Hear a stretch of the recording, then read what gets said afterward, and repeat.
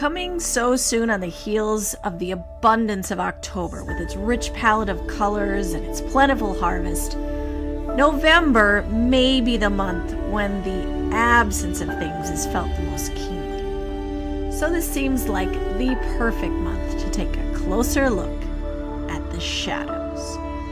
Stillwater, Minnesota, a small, quaint river town, and the setting for the Jack of Hearts podcast.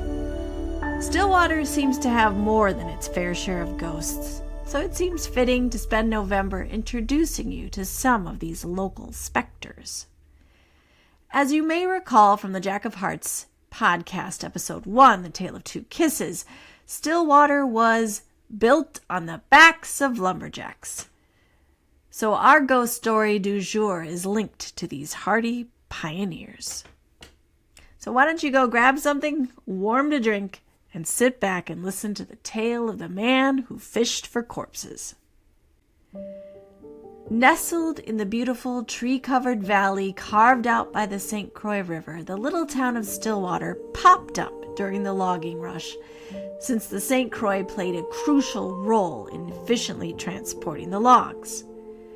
Just north of Stillwater, the boom site, the spot where Jaxie plummeted into the St. Croix River, was a dangerous place to be in the late 1800s. Logging companies would toss their logs into the river, where they floated downriver towards Stillwater, sometimes backing up in a log jam of up to 15 miles long. Booms, logs chained end to end, were placed in the river to stop the timber from drifting too far. Boom rats were employed to sort the logs by the stamps of their logging companies.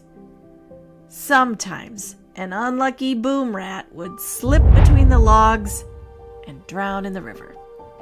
And this is how a local family got its peculiar family business, locating bodies lost in the river.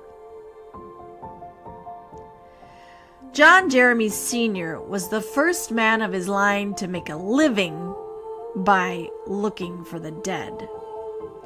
To avoid being disturbed, he hunted for drowning victims at night, sometimes working up to 20-hour shifts. He carried a gunny sack, and while speculation was wild about its contents, he took that secret to his grave. Jeremy became renowned throughout the nation and even internationally for being able to retrieve drowning victims where other search teams had failed. He passed on his unusual skills to his son, John Jr. All told, it is believed that the Jeremys were able to retrieve at least 1,000 drowning victims from not only the St. Croix, but also from lakes, swamps, and riverways as far away as Florida and Canada. Did John receive some kind of help from the beyond? Was he just skilled in understanding tides and currents? Did he use trained muskrats, as some locals believed? Or was he just lucky? Listen to the end to hear what John Sr. kept in his gunny sack, which he bequeathed to his son upon his death. Now, John Sr., though he drowned his sorrows with plenty of alcohol, didn't die by drowning. An alcoholic and a fighting man with a strange choice of occupation, John was, not very surprisingly, abandoned by his wife.